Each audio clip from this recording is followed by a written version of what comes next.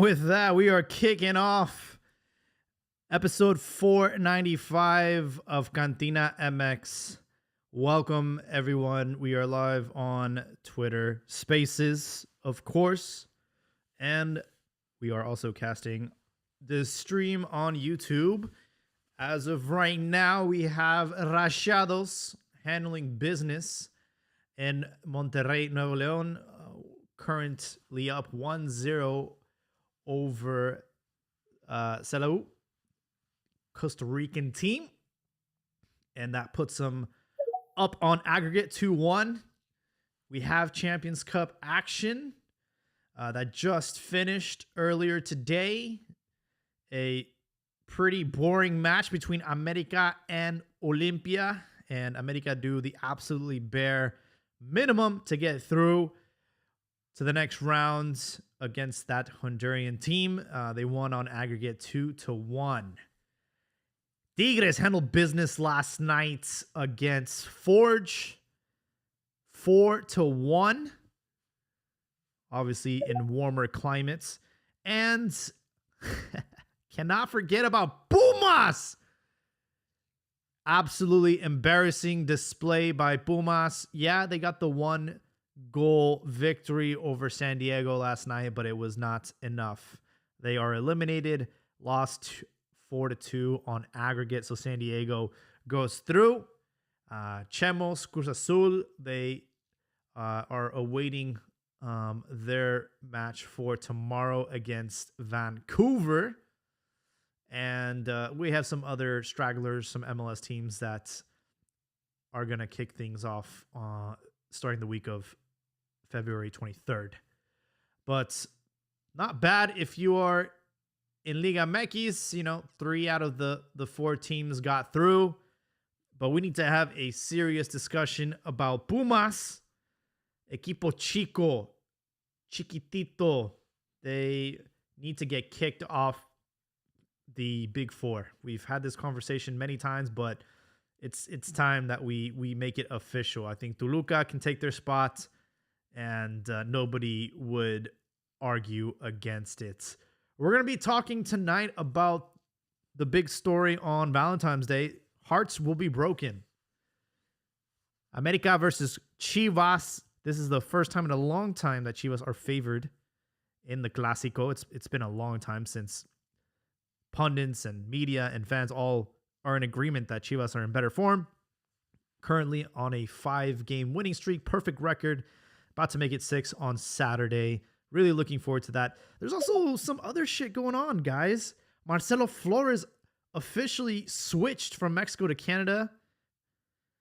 Gil Mora's agent speaks out about Brazilian prices versus Mexican prices.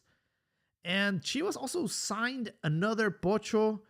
So we have a lot to unpack tonight. Going to bring on Rifado.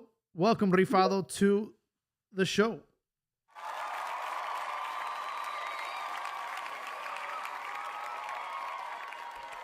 Hey, good evening. Can you guys hear me all right? I can hear you. How you doing, mate? I'm good, man. I'm really excited for the Clasico you just spoke of. You know, Chivas is in, the greatest form, having narrowly beat Mazatlan, continuing. I think it's what is it? 5 games, five wins, right? Absolutely. And what a time to be alive, man. And it's been a long time coming. You know, we've seen glimmers of hope for about a year and a half, and then things just go awry with Gago leaving, with the carousel of technicals with Espinosa and the Spaniard after him that just kind of flopped. Yeah. And so now we have some consistency with Melito, and it wasn't the most convincing win, but we see like an identity, start to solidify and find results and success, and I'm very excited for it. But we could have been a little bit better against Mazatlan. We should have scored 4 goals on those fools.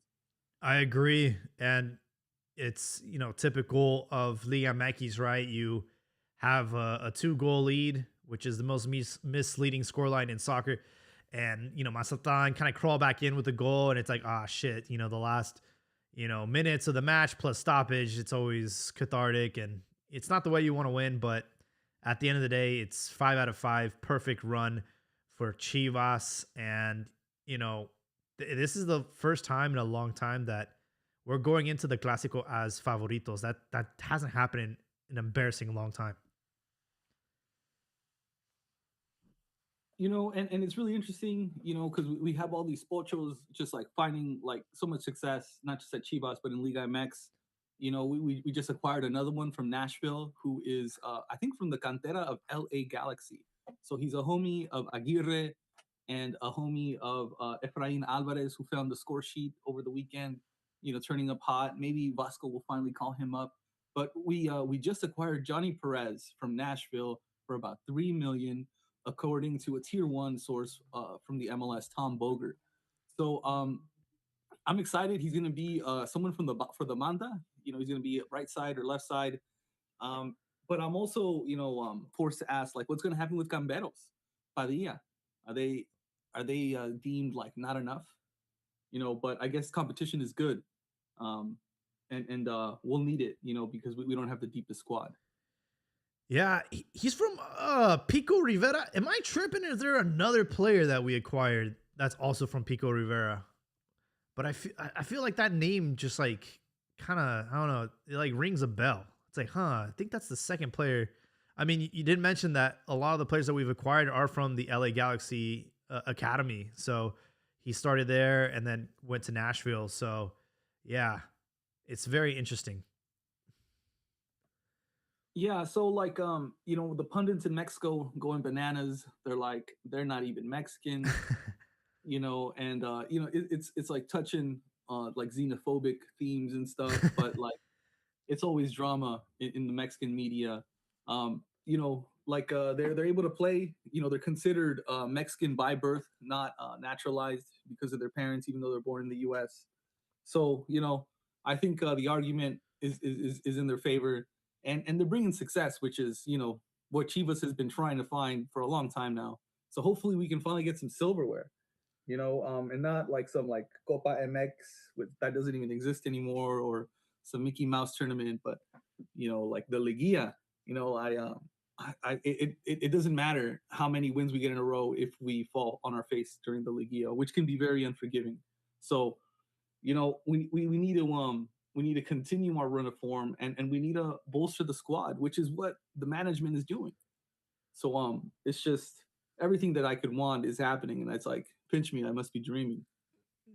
Yeah, these Bocho signings are kind of a head scratcher, but then, you look at what's going to happen at the end of the regular season, and that's, Chivas with the form that they're in and the players that have already been called up for the national team, you can anticipate us losing, some key players, right? Piojo Alvarado is most likely going to go in the midfields. It's could be Richie. No, he's not a midfielder, but Richie Ledesma could go. Efrain Alvarez could go. Luis Romo could go if he's healthy. And then in the defense, who could it be? Maybe Cotorro and Castillo, I think Castillo could get a shot. He's been called up, but injuries. yeah. He's been unlucky. But I think he's on the outside looking in, and if he can get like a good run of form, he might have a chance. And Rangel, of course, is glowing. So yeah, I mean, I'm not mad at these signings, but they do affect the pecking order for Yael Padilla and Hugo Camberos, who have shown like moments of brilliance and then kind of just got discarded. So, it's slowing their development, which is frustrating because I want to see them get showcased more before we bring in some other players. But maybe there's going to be room for everyone to play once the training camp starts and they start pulling our players. And then what ended up happening with Alan Pulido and Eric Gutierrez, like they ended up staying at Chivas. They weren't able to offload these guys. So yeah, there's a lot of healthy competition for the starting 11. And yeah, I think Chivas now have enough depth to go on a deep run and potentially come out as champions. We'll see. And another thing that I like from this campaign is the media, like the like surrounding Chivas. Like I saw some poster or like some compilation of all these people like rocking the Chivas gear as children or babies even, Hmm. and then you see them now like okay, like now they're playing for the team. Like it's not just some mercenary who pays the top dollar. Like this is a team that a lot of these players have liked since desde la cuna, since inception. So it just goes to show you like even the media they're getting this shit right, and that's saying a lot for the Mexican version of Herbalife, Ponzi scheme, like they're doing good business. Yeah, it's kind of crazy how they were able to dig up like photos of them in Chivas gear. Even the guy from Chirac, right? There's photos of him wearing the Chivas gear, and Chivas did do a tour in Chicago a few times. Efrain Alvarez obviously talked about like him being a Chiva, desde la cuna. Luis Romo. I mean, all these guys, man. So it's like you see like the impact that Chivas have in the States. And, I don't know if the next generation is still going to be that way. I think now everyone's replaced their Chivas jerseys with Barcelona and Man City and Real Madrid. Unfortunately, like now that the game's more globalized and televised and accessible everywhere, I don't know, man. Like I look at my own stuff. So yeah, it's interesting. It'll always have been a fatal flaw to like opt out of the EA Sports or FIFA franchise. Yeah, And there was rumors that we're going to be in this edition, I and hope now there's so. rumors that we're going to be in the next one, which is crazy. But it's just like I don't know, like media, like loss, like media coverage loss. Because kids will play that shit all day. I myself will play it. Like not Yep. maybe not all day. I go online and I get whooped by some of these youngsters, man. But But I'm like, yeah, I used to love playing it with Liga MX in it, I and then know. not there anymore. Yeah, and that's how people learn about players. The my younger cousins that play FIFA all day, like that's how they learn all these players and where they're from. And I know like some of the Mexican players, obviously they're not assigned to any team because they're free agents in FIFA, but they play for the national team, so they're still in the game. And it's like, dude, Alexis Vega is like a cheat code, and all these like free agents that people buy for their ultimate team or for career mode. So yeah, it's really unfortunate. Hopefully, Liga MX returns to EA. One thing that's also like just everything is just kind of aligning for Chivas, right? Like potentially we might be champions this season. I mean, we'll take it one game at a time, and then we're dumping Puma. Oh my god, bro! It's like I cannot wait for us to get Nike drip. I'm so excited. I think they even had like a kind of like a campaign this week or over the weekend. So like Nike is already starting to infiltrate Guadalajara, and I am all for it, man. I cannot wait. For sure, man. I'm excited for that. This other thing was also that really caught my attention was Larcamon, the coach for Cruz Azul this weekend, was caught in a road rage incident. I'm not Really? sure if you saw it. Let me see if I can post it to the chat. Share via. But yeah, man, he's in CDMX, just beating up on someone's car, yelling at them. Oh shit! Really? Yeah, Hey man, road rage is a real fucking thing. it's crazy, bro. Yeah, I'll see if I can find it, but yeah, that's crazy. I remember there's been videos of even like Tuca, in a Ferrari at a gas station, and people just like talking to him and him going crazy on them. So it's funny. I'm not surprised for Tuca. We all saw the video of him flipping the fuck out on the penalty takers.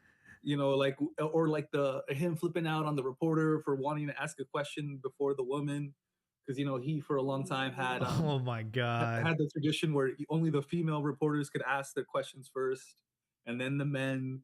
Someone tried to cut the line and he flipped out. So I'm not surprised, man. But like Larcamon, he's pretty cool as a cucumber, man. Like I see him as a professional tactician, cerebral sort of guy. And for him to be losing it, it's like shit must not be going well at Cruz Azul. And I Hmm. don't know. I don't think they are. I don't think it's too bad right now, but it's definitely not as good as when they were under Anselmi. I Yeah. maybe I have rose-colored glasses, or even Vicente Sanchez, Yeah. the Uruguayan guy. I think he was Uruguayan. Yeah, You know, he's they're from just not Uruguay. as convincing. So I don't know. Maybe trouble in paradise. Yeah, I know. I don't know what's going on with Ab Diaz. He hasn't been on for a couple seasons or episodes, but you know, Cruz Azul always has a tendency of like shipping out players and then buying players. Like there's a whole money laundering scheme going on over there at Cruz Azul. And another coach that's obviously under a lot of fire, Efrain Juarez, right? Coach of Pumas, got embarrassed by San Diego. And then yesterday, yeah, they did get the victory, but it wasn't enough on aggregate. And then just in Liga MX, right? They're not even performing well. So a lot of heat for Efrain Juarez. And, it's a shame because, this guy was killing it in Colombia. So what does that have to say about the Colombian league? Or maybe he's just like not doing with the same kind of talent at Pumas. But I will say, man, este Kaylor Navas, bro, yeah, dude, he's looking rough out there. He needs to retire. He had a bad game.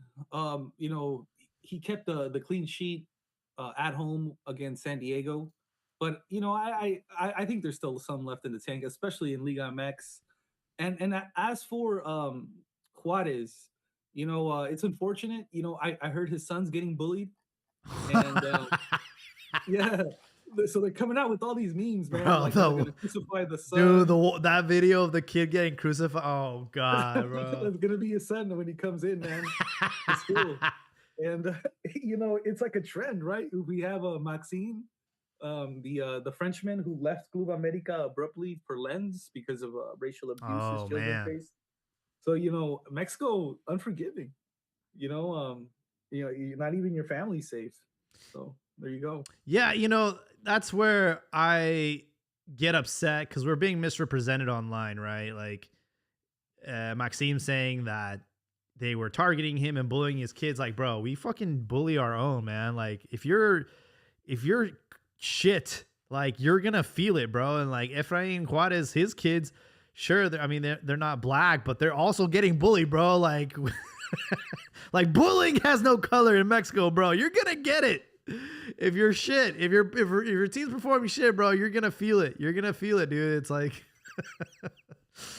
and yeah, I think Pumas just you can hand over your big four card. We need to confiscate that because they haven't been big in a while. I saw a tweet that had me dying about like that kid in Manchester who says he's not gonna cut his hair until Manchester wins 5 games in a row, and then somebody did the math on like the teams in Mexico and how long it's been since like some of these teams won 5 in a row, and like Pumas is second to last, bro.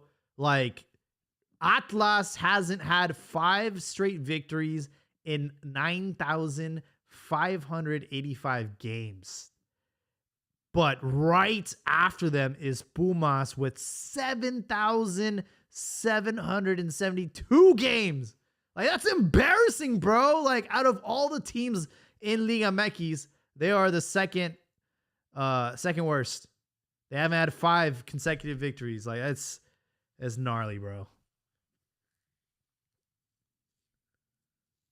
It's unfortunate, man, and they're getting dragged because they're supposed to be the Cuarto Grande, right? And I have a soft spot for Pumas.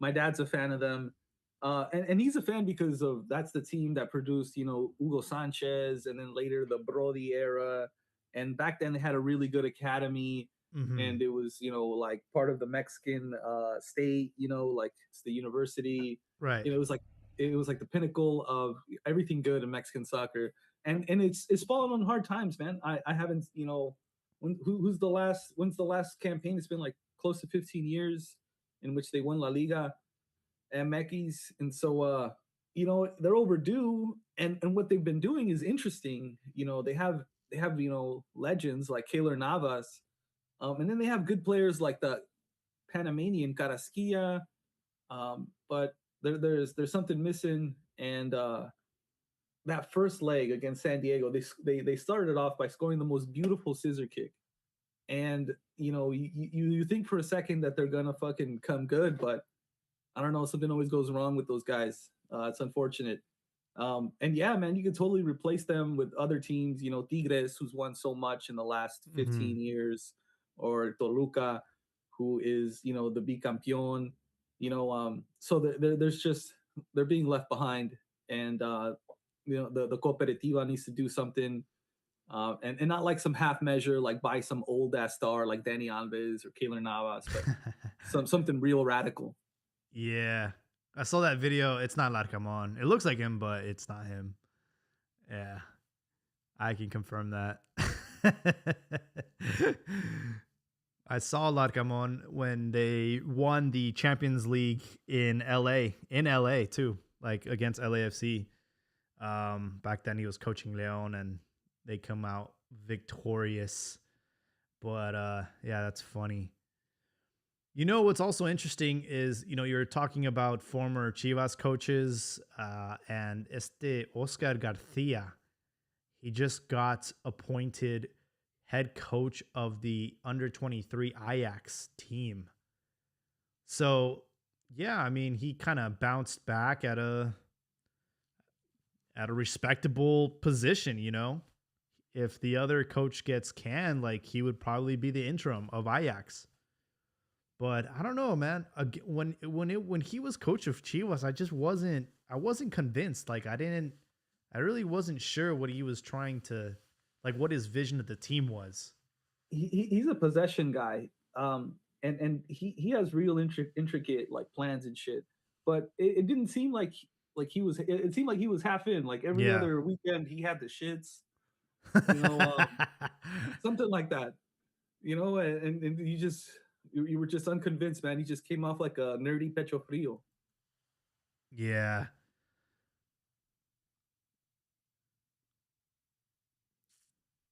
As far as Marcelo Flores goes, he's Canadian now. He did a one-time switch. It's official.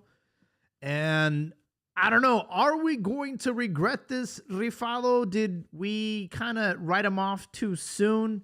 Obviously, his chances of going to the World Cup on the Mexican squad are very low, but for Canada, maybe he has a higher chance, and that was probably the driving decision of switching back to Canada. Yeah, I think for Canada, he's the first choice off the bench. For us, he's like, you know, he's not even second or third choice at Tigres. He's third choice at Tigres. So like you have who do you have in front of him? You have Minus Correa or Bruneta. No, but he's on the left side mostly. So like it's either Bruneta or Correa on the left, or Oziel, or even Diego Sanchez, Chicha Sanchez. So you have all these guys that are like better than him day in day out. I know he had 2 goals early in the season, um, but he's far too inconsistent. And yeah, like I don't think we're gonna miss him. There's just too many players that are as good or even better than him. So I understand why he did it. Best of luck to him. I hope he gets minutes. I hope he gets to go. And so long as it's not against Mexico, I hope he finds success. Yeah, it's one of those things where there was so much hype surrounding him because he was at Arsenal, right? And he was killing it at the youth level. And I think like the height of his uh, career at Arsenal is he made the bench.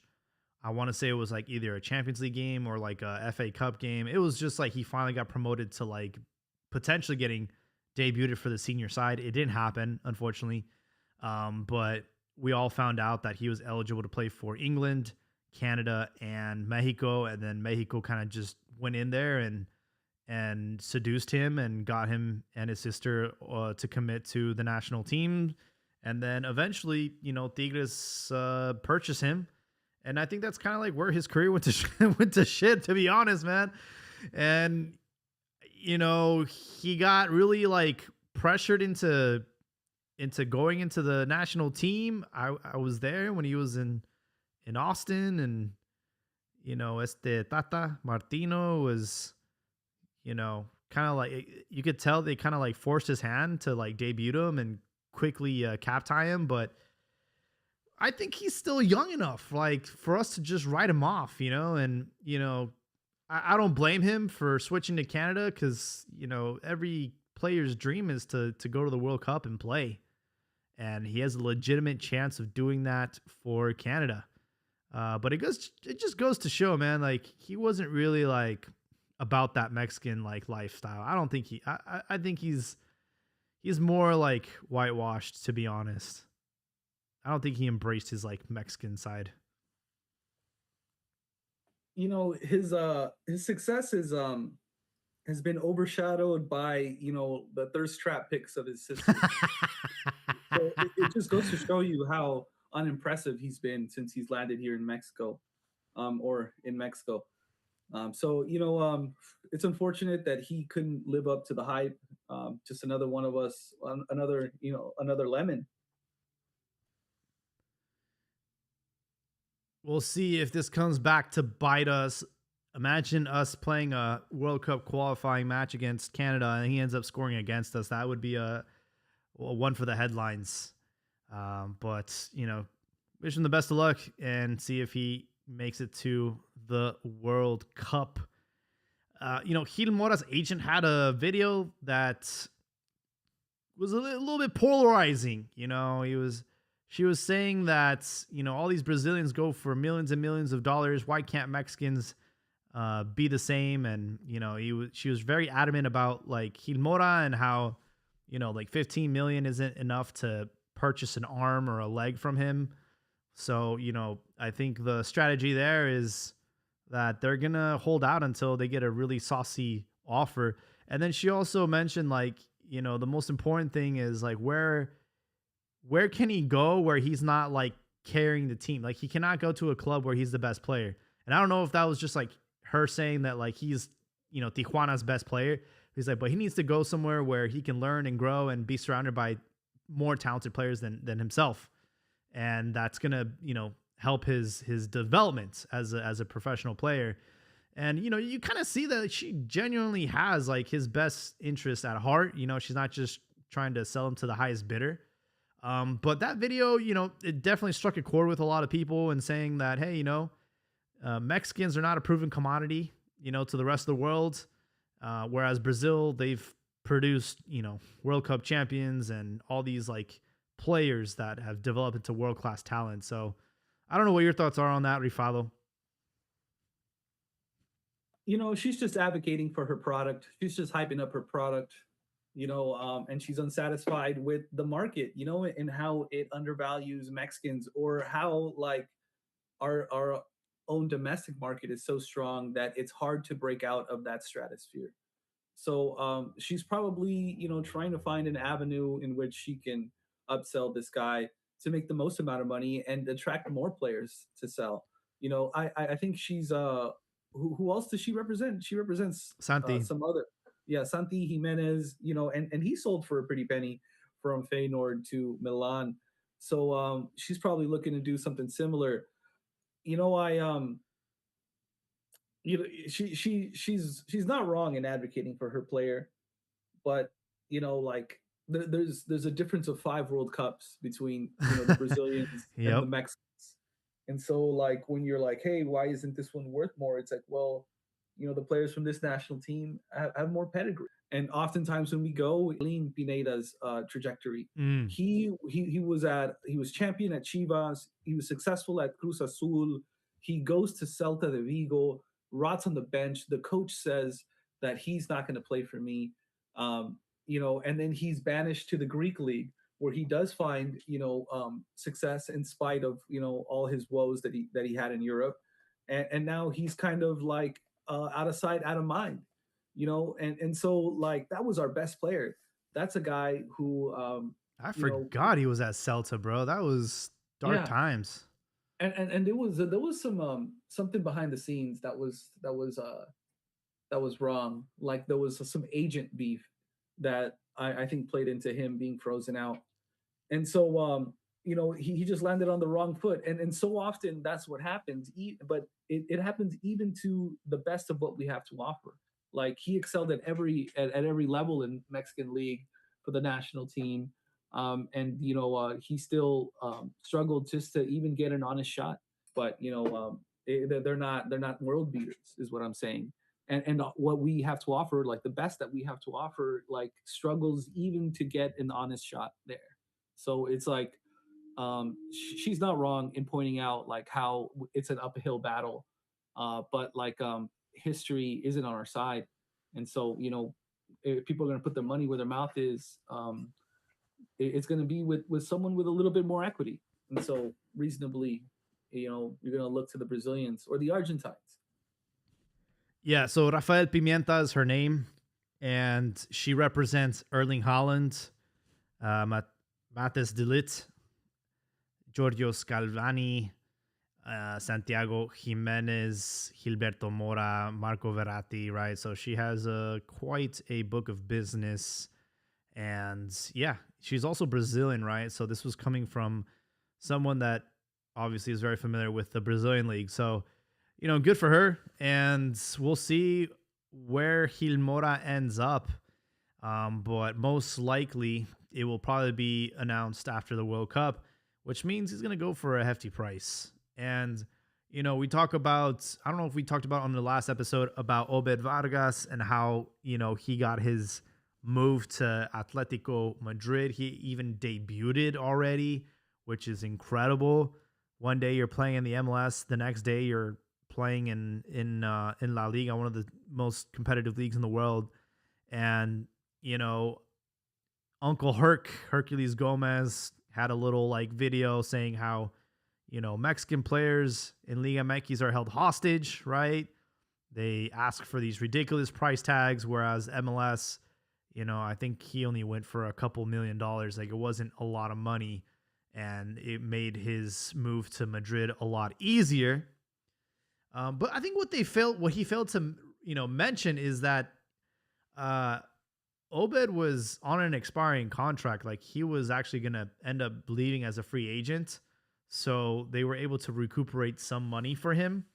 And, Mexico's like the way the league is structured is it's a self-sustaining league, and it's in a bubble, right? Nobody outside of Mexico is going to value these Mexicans at 15, 20 million, 30 million, but you can easily sell them within the league for that price. And that's happened quite a few times, like Rodolfo Pizarro, going to Chivas for a lot of money, and then we ended up selling him to Rajados for even more. Same thing with like Alan Pulido. We bought him for one price and then sold him for even more. It's just like only happens in Liga MX, and we don't have that model that other leagues in South America do, where they need to export players to sustain the league. Like we don't need that. It's a self-sustaining league, and the only thing I have is like when it comes to certain players, you have to admit, like, yeah, you can run out your contract, but it's strongly advised not to.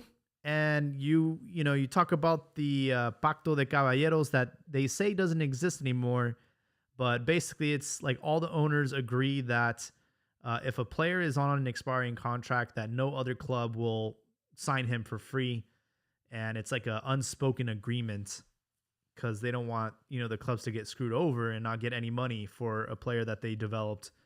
So I know like in Hugo Camberos' situation, he was approached by Anderlecht or Bruges, one of those Belgian teams, and Chivas rejected those offers and then kind of forced him to, renegotiate his contract instead of leaving as a free agent. And they kind of iced him until he signed. Like he stopped playing. They weren't, he was benched, and it's like, dude, like what happened to this kid? He kind of like got bullied into signing this extension, and now he's not even playing. So kind of the shady shit that happens in Liga MX. The thing is though, is that players can can find their way out of the league. They just have to forego all the riches, like all like more money than they've ever seen in their life, most likely. And that's very difficult. It's not so much that they're held hostage. It's more like I think Ron or Joel quoted some old journalist who referred to Liga MX as a golden cage. And Hmm. it is like that. I would say, because you're very comfortable. You're very comfortable. You know, some of these setups, like they even, you know, position you to like, I don't know, date stars like the Club America kids. You know, Kevin Alvarez was dating Miss Universe, I believe, before she won the crown, and that happened at Televisa, right? So you have like this media conglomerate, you Yeah. know, like you know, Starlight shine upon you. You're getting paid, you know, European wages or more than European wages, you know, because like a lot of these clubs can't even compete with what you're paying. You have to get a price for a wage reduction. You have to be outside your comfort zone. You might not get to play. They don't know who you are. They don't give a fuck that you're Mexican or you know, they don't respect Mexico. So like it's so difficult compared to the alternative, which is to stay in this golden cage that is so very comfortable. And so I can't blame the players. I won't say they're being held hostage Hmm. because they could. They could leave. They just have to forego like everything. You know, they just have to, you know, like forego money, and that's so rare. Like that's such a luxury that a lot of these people can't do. You have like cases like Alexis Vega, where his family has to sell his furniture in order for him to be able to afford to go to some youth tournament.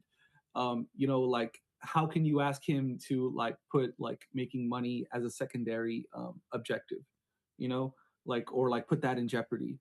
You're only going to play for, you know, 10 years on average, less for the most part, but you know Alexis Vega has probably already been plus 10 years. um so like, you know, it's like it's such a risk. I can't blame them for not wanting to like jeopardize that. So like I don't.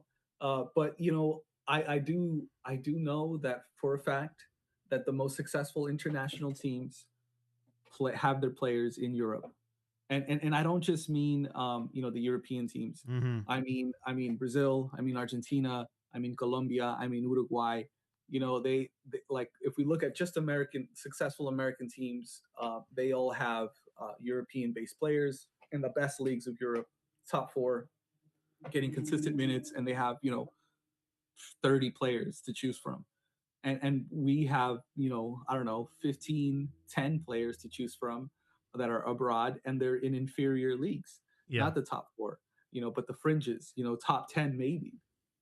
And so you know, like that's a reality to contend with as well, you know. And I'm all for growing the domestic product, making the league better, making sure we have good quality players, you know, like that's great. I think that's something that we need to continue to do.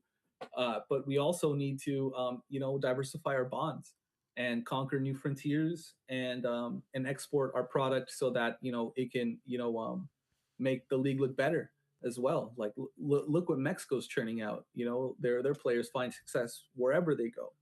You know, and so you know, it's like I'm fence sitting a little bit, but I do think both those routes are important to follow. Yeah, I do think that there is a very short window for players to dramatically expedite their development. Real quick, Monterrey just scored their second goal, 83rd minute. It is now 3-1 on aggregate. Give you a prime example, Montiel, right? Like that guy should have been like snatched up and went to Europe after the Club World Cup. And I don't know if Pachuca rejected offers or if there were any serious like inquiries, but you know, it's like milk that's expired. Like, I'm not saying it's not too late for him to go to Europe, but I feel like his career has kind of stalled a bit, and he's not the player. I thought he was going to be a shoo-in for the World Cup. I thought he was going to be one of our, you know, players that was going to like really like develop in the last year and a half, and it hasn't been the case. He's kind of gone backwards, right? Like we've had players, you know, Hugo Camberos, like he's not playing at Chivas. It was probably better off for him to go to the Belgian league, you know, even though it's an inferior league. I think it would have done great for his career. You know, there's a lot of players I think in Mexico that like show like glimpses of brilliance, and it's like, oh man, like just go, man, just go to Europe. Like it's a numbers game. We need to send more players out there, and eventually, like some of these will pan out, you know. But staying in Liga MX for some of these kids, like it's not doing them any favor. Like Gil Mora, this guy needs to go like by the end of this year because him doing another year, 2 years in Cholos is not doing any favors for him.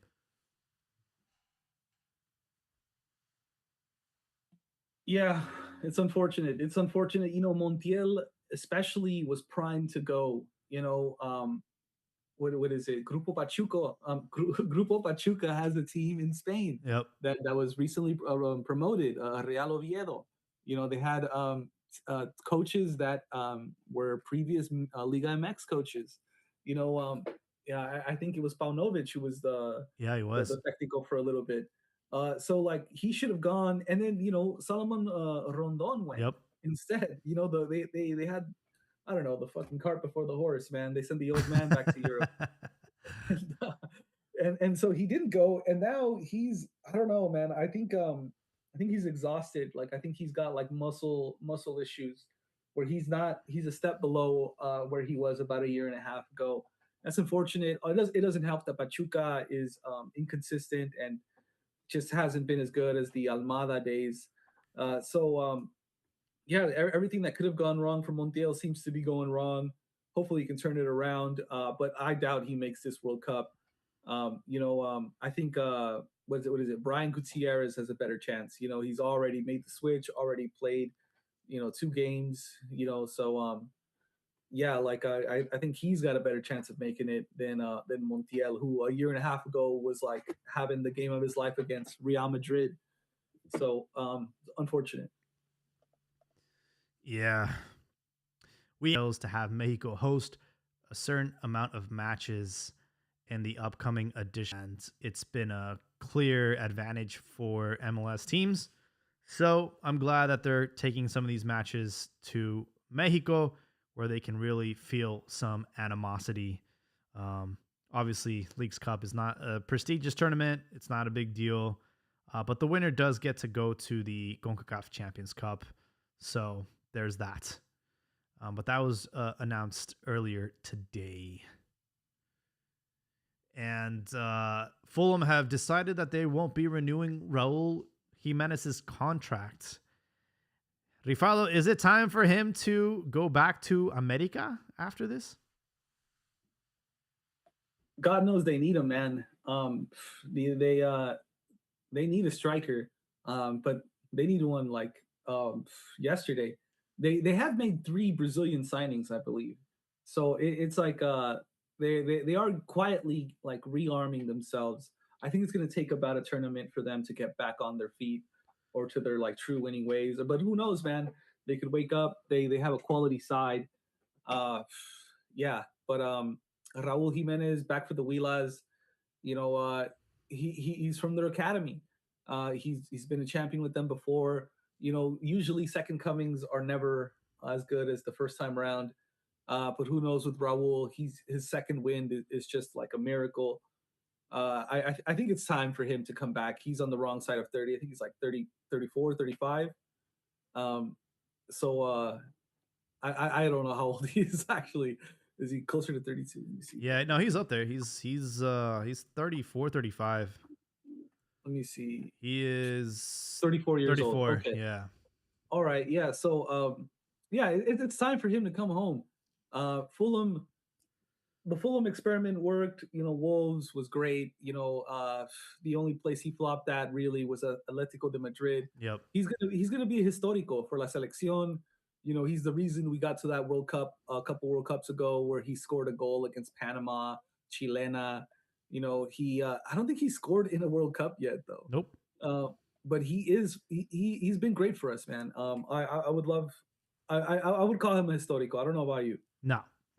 Not for the national team, but he had resurgence in his club career. He was on his way to greatness. He had that incredible run with Wolves, and I really thought he was gonna. I mean, he ended up surpassing Chicharo as far as goals in the Premier League, but the goal to minute ratio, obviously, Chicharo has one of the best in the league. It was exciting to see Raul, man, at Wolves. It was him and Adame Traore. They were just like best buds. And it was really exciting to see him score almost week in and week out. Then he had that traumatic head injury and kind of put his career on Hall, but the fact that he was able to come back from that and do what he's doing at Fulham is incredible. And I have to give him my flowers. But as far as for the national team impact, aside from that Chilena, that's about it, bro. He's also really good at taking PKs, and it's always nice to have a player that can put him away. As far as where he goes from here, I don't know if he's gonna be received that well if he goes to Liga MX. Fickle fans. So I could see maybe MLS luring him, or maybe him somehow staying in England. I don't know, man. I have no idea what's in store for him, but I'm surprised that Fulham decided not to renew his contract, because I think he's performing pretty well. Yeah, he's great. And the thing about him is like maybe the numbers aren't with him. You mentioned how like he surpassed Chicharo, but Chicharito was scoring or was in the Champions League final for Manchester United. He was fighting for a starting spot in Alex Ferguson's Man U, which was like for the longest time the gold standard of English football. So I think Chicharito is like a little level higher career wise, but at 34 years old, Raul Jimenez, like our attack flows through him. Like he is the answer in all the Mexican national team's attack, and maybe that's indicative to like how weak or how far we've fallen. But like that doesn't happen by accident. That happens through talent and willpower. And so I do consider him like a historic part or he will go down as a historic part in our history, whether that's like in glory or disgrace is to be determined. But I do think he's going to be noted as a historical part of our history. And so yeah, man, I'll welcome him back to Liga MX in spite of him playing for the Wheelas. I think he'll find success. Um, they need a 9.5. Henry Martin is a guy, Mhm. is a facilitator and a goal scorer. But he's on his way out. So, maybe Raul could come in and snatch up that post. We'll see. It's to be determined. Who's really impressed me lately is Diego Lainez. Mhm. The other day he had a goal and an assist for Tigres, and then yesterday he had, I believe, two assists. And so this guy is turning up. He's turning up. I think he's going to be our starter on the right for Mexico. Really, starter. Whew. Yeah, I think so. I think it'd be stupid to you got to play the hot hand, man. Which is why like let's see, jugador del partido. So he was the player of the match against Forge FC. 2 assists yesterday. I know it's against a second division team, but the game prior, he also really impressed me. Who else is really impressing me is Julian Quinones. Mm, Another goal, yep. another assist. This guy can't stop fucking scoring, man. And if Aguirre doesn't have Alzheimer's, if he's not shitting in his pants, he should be playing these two guys. If not, it's Jover. Yeah. You know who's also performing well, and this is starting to become a little bit interesting, is that goalkeeper over there in Bilbao. Alex Padilla. Mhm. Yeah, he got another start. I think they were eliminated though in the semifinals or some knockout round of the Copa del Rey against Real Sociedad. He was 1-0, but he had 5 saves that game, Yep. so he was highly rated. They seem to be investing in him, right? Like a lot of the times you only play the reserve keeper in the cup matches at the beginning of the tournament, right? When there's less at stake. But now when you get to the knockout rounds, the big boys step up. And Athletic Bilbao opted to give it to, 21, 22-year-old Alex Padilla. And I know people are kind of fickle about him because I don't know if you remember his stint at Pumas. It wasn't great. It was okay. Yeah, I expected more out of him, especially him being, from Spain and being developed in Spain, right? Um, and I don't know if he got like a fair shake at Pumas, and then they brought in Kaler. So yeah, I mean, Pumas is just it just wasn't the right organization to go to, unfortunately. But someone to definitely just keep your eye on. We still don't have a third goalkeeper. It's Rangel, it's Malagon, and then that third spot is up for grabs. And everyone's talking about Ochoa or even Acevedo, even a Jurado. Now you consider this guy who's in Europe. Like Aguirre's gonna have quite a headache come time where he has to make his decisions. But I hope he gets another look. I hope he gets called up for at least like the Iceland game, or I don't know if that's our next friendly, but I would call him up, give him a look. I have looked at him. I said, I have a soft spot for Puma, so I did look at, like, probably every game that he played, or a lot of games that he played. And what I can say about Padilla is that he's a great shot stopper. He's got a long frame. He's young. He's got the world ahead of him. But he, like a lot of young players, especially in the goalkeeping position, you're going to make amateurish mistakes. Coming out, distributing the ball, pairing it to an opponent, as opposed to, like, somewhere safe. He was prone to those mistakes, but it's a learning curve. And I hope to see him succeed. And it's an interesting turn that we're having now. So, like, we have Fidalgo in Betis, we have Obed Vargas, and now we have Padilla in Athletic Bilbao. So, like, we're starting to get more players, doing well. Fidalgo, 2 games to he was given the MVP a couple matches ago, and then he started the latest game as well. And Celtic is a pretty successful club in the Scottish league. It's not one of the big four leagues, but he's finding form. You know, and so, like, Vasco's got to look at him. I know we just converted Ledesma to the selección from the United States, one time switch, and that's great. He's my guy. He's who I think would probably find the most success. But Julian Araujo is a physical specimen, man. This is the sort of guy who can run you down, and I think we need that. And another physical specimen, that just has, like, the right, like, physical properties that we need at the highest level, is Jorge Sanchez. And that guy's a fucking idiot. And somehow he's managed to find a move to facilitate a move to the Greek league. And now, he's gonna hopefully do well over there, or hopefully not. I'm tired of seeing the guy. But, like, I don't know who else is vying for Israel Reyes, who's a center back for Club America, Kevin Mhm. Alvarez, right back for Club America. Like, it's that right back battle for the World Cup is turning out to be really exciting to me, because there's just so many ways you could go. Yeah, Jorge Sanchez, returns back to Europe, and it's for me, it's like a head scratcher. I don't know what they see in him. I really don't, man. But kudos to him. He never learned how to cross, man. He never learned how to cross. And I don't Richie the Lesma is such a better option. The thing about Richie is that off the ball, he's just not a fucking physical specimen like these two other Hmm. guys I mentioned, Yeah. or even Cotorro on the opposite side at Chivas. Like, he could get muscled off the ball, man.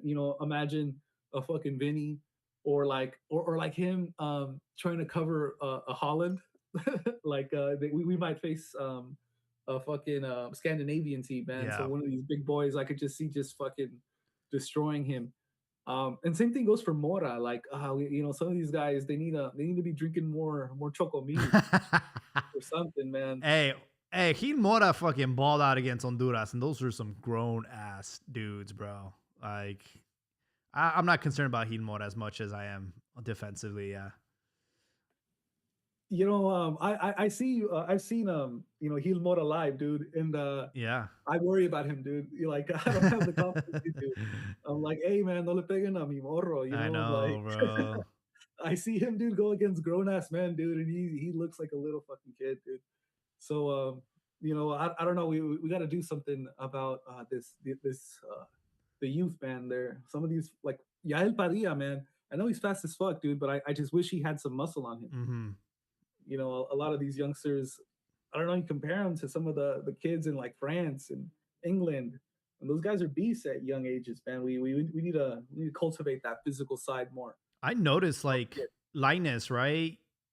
He fucking when he went to Betsy's, bro, he got yoked. Yeah, man, he looks like an adult man now. Back in the day, you know, it's like you squint, and he kind of had like girl vibes, you know. Yeah. No, yeah. I mean, you see how in Europe, like even Chucky too, he got some muscle. You know, if you look at his days at Pachuca and then when he made the leap to Europe, he definitely put on some muscle. Which at a certain point is detrimental to your game, I think. I mean, you talk about the phenomenal Ronaldo, he put on a lot of muscle, and that there's a theory saying that that's the reason why he had so many injuries, because he was like a lean player, and then he put on a lot of muscle, and then boom, like got all these like tears and stuff. So I do think that there's like a sweet spot, but the Mexican kid is just anorexic as fuck. You know, these guys are eating tacos and they're not doing any kind of like weight training, dude. You know who surprised me, man? He's looking fucking yoked, dude. Is Hormiga Gonzalez for Chivas. Oh yeah, dude. He's packing muscle now, dude. I'm like, oh shit, you know, he's Hayukin. baby face. Yeah, yeah. He's looking like Ryu, dude, from Street Fighter. Yeah, dude. I love Hormiga, and he continues to score goals. It's getting to the point where Aguirre cannot ignore him. He has to take him to the World Cup. So I'm really hoping for that. And yeah, I think that's all I had on the docket. There might have been something else I was missing, but do you found anything that I'm missing? Anything you wanted to bring up today?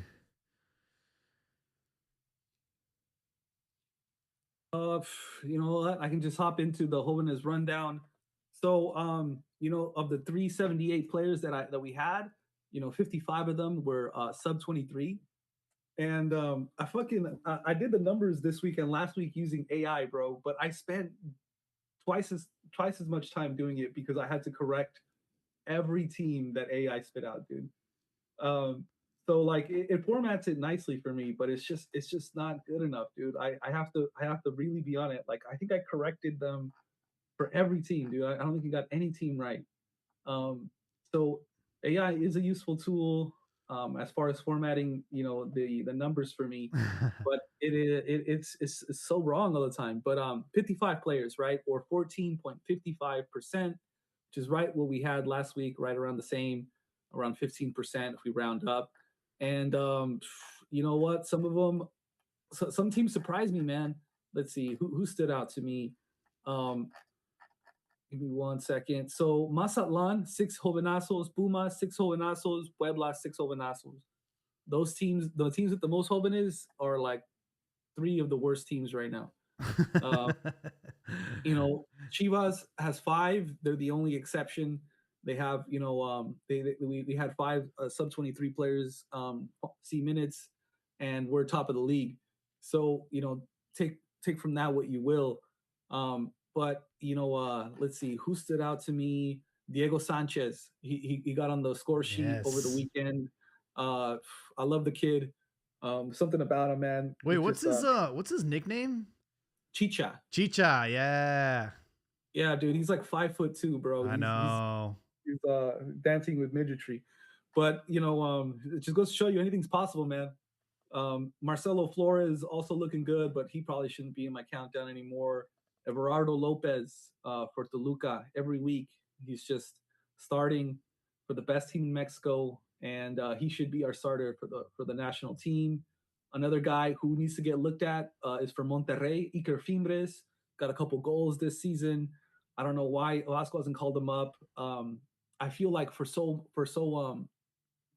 much of the game, especially in this last window, we're dancing around the edge of the opponent's box, and we need someone who's just gonna fucking blast it, dude. And Iker Fimbres can do that. So we need to start looking at like solutions like that. So I want to see him for the selección, especially if he keeps it up. You know, it's like every tournament, this kid's got like some banger from out the box. So I want to see more from him. Um, I was surprised with Diego Abreu, who didn't score over this weekend. He's Loco Abreu's son, plays for Mm. Tijuana, but he did score 2 goals against San Diego FC in a friendly, and I was impressed by him. So El Loquito, we could snatch him up. I believe he was born in Mexico, so he could even play for Chivas. Didn't he But get snubbed?